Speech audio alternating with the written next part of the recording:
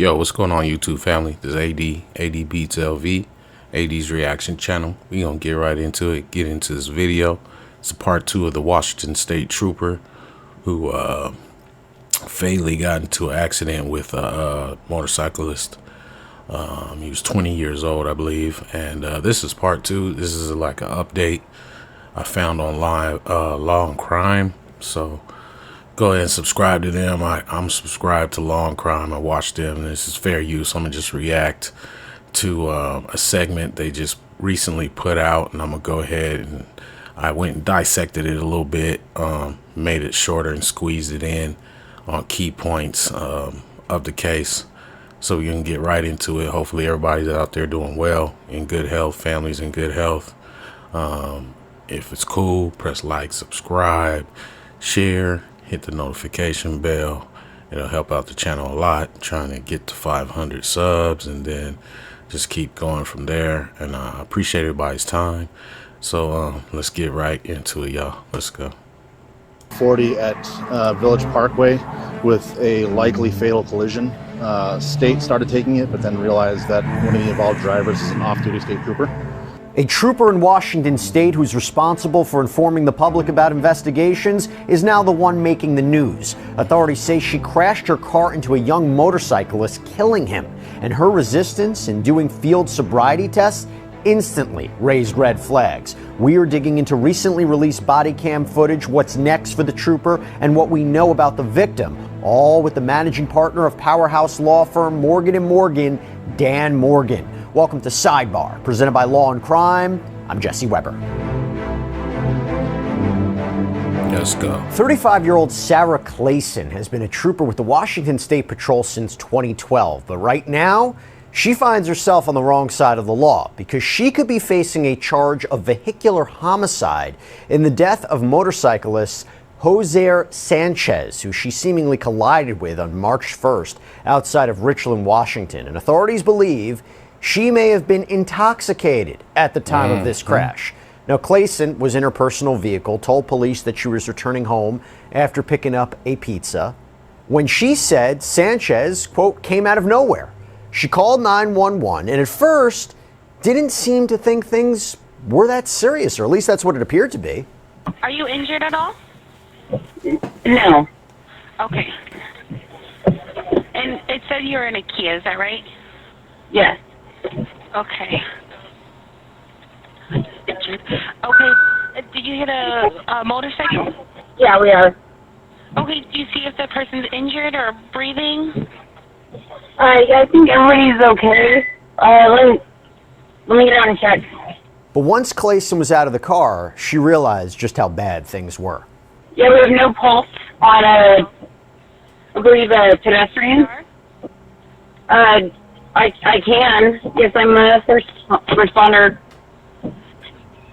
You are a first responder? Yes, I am. If you want to start CPR, we can definitely get that going. Okay, I'm going to start CPR. Okay. Now, first responders told police that Clasen was doing CPR on the victim when they arrived, but Sanchez, who was just 20 years old, was rushed to a hospital, but he didn't make it. It is a horrible situation. And now we're trying to figure out what happened. So now we have this police body cam video that shows Richland, Washington police responding to the scene. And it's State Patrol's jurisdiction, but once they realized that one of their own was involved, they had another local agency come in. We are out on 240 at Village Parkway with a likely fatal collision. State started taking it, but then realized that one of the involved drivers is an off-duty state trooper. And they have a second fatal collision out in West Richland that they're now dealing with as well.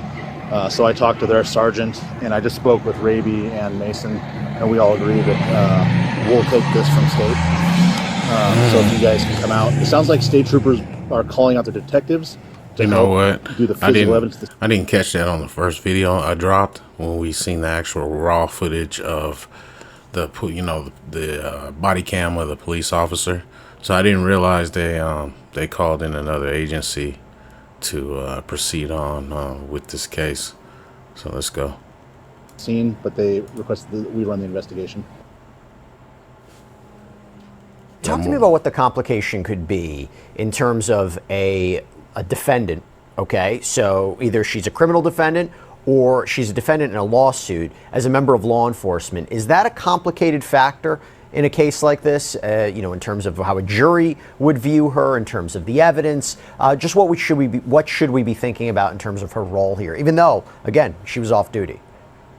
Yeah, I mean, it's definitely going to be an important factor when it gets to the trial aspect of the case, if it gets that far, from a jury standpoint, because you're going to take the defendant as you find them, and if it's a law enforcement agency, well, who knows more about the rules than a law enforcement agency?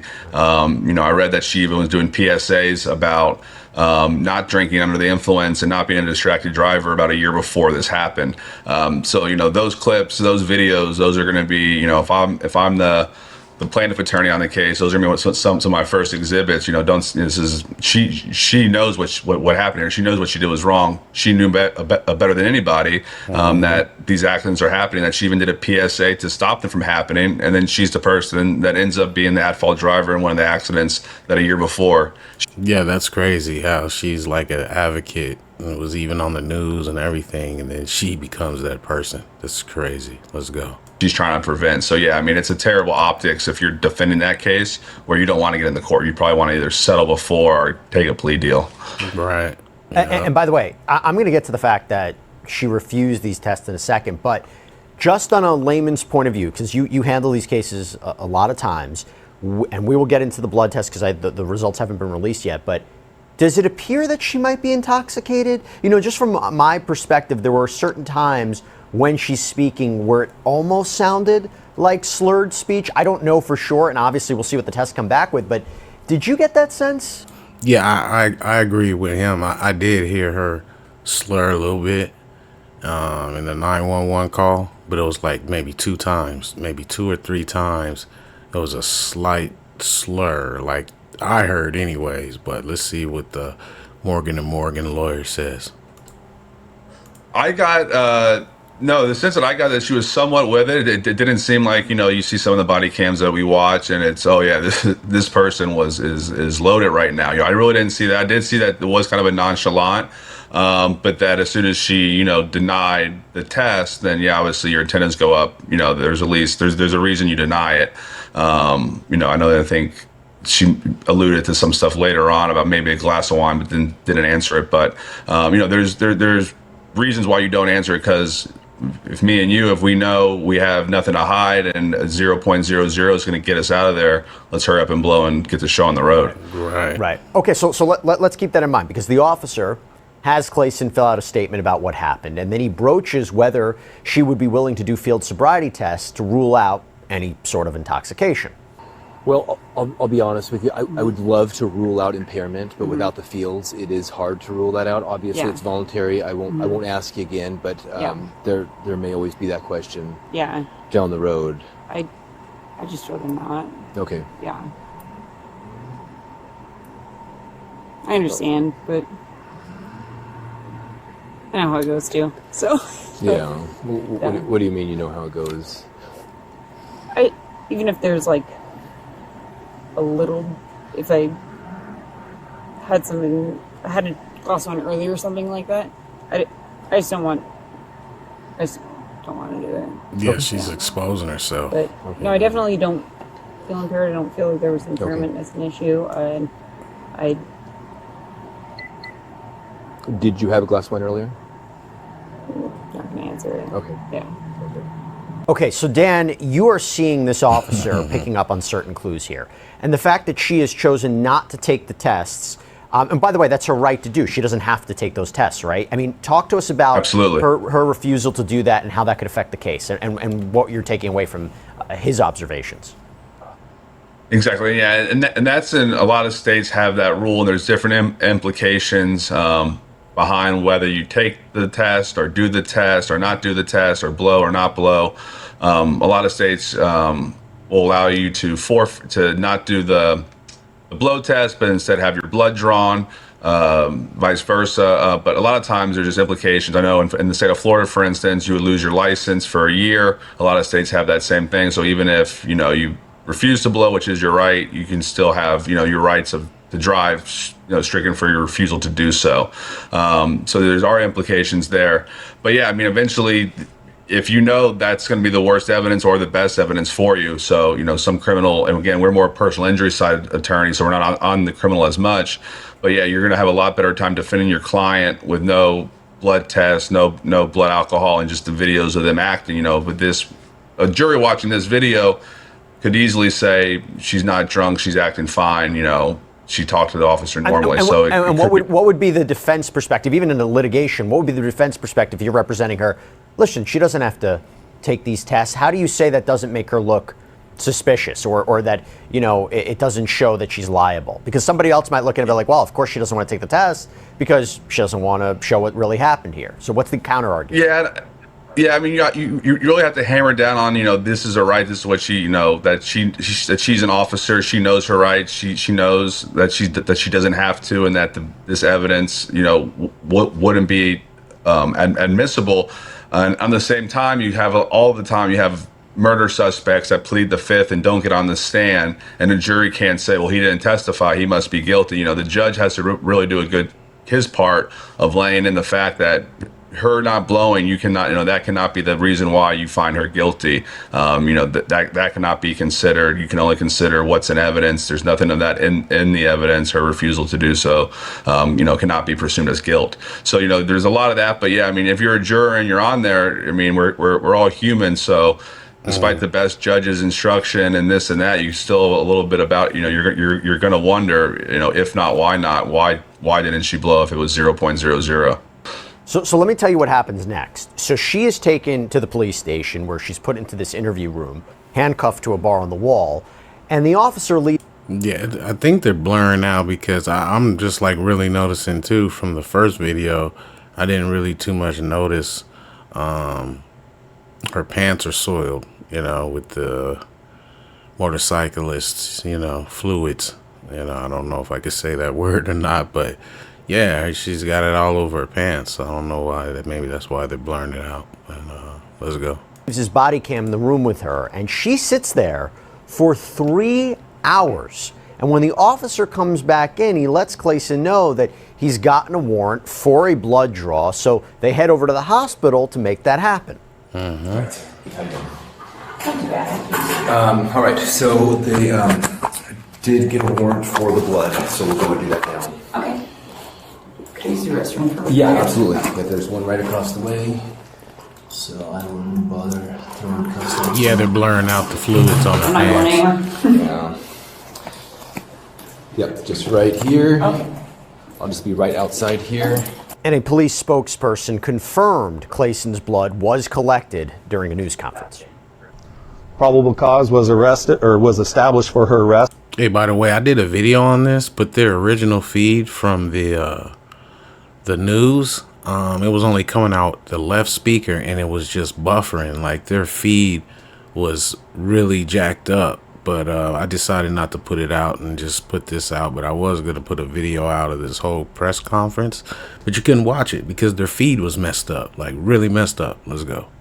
And she was subsequently booked into the Benton County Jail on a 72-hour hold for vehicular homicide. Investigators obtained a court-authorized search warrant for a blood sample from her, which was collected and is pending an analysis. That is standard procedure for a case of this magnitude where there's a vehicular homicide or even a vehicular assault. Blood draw is the frequent way to go.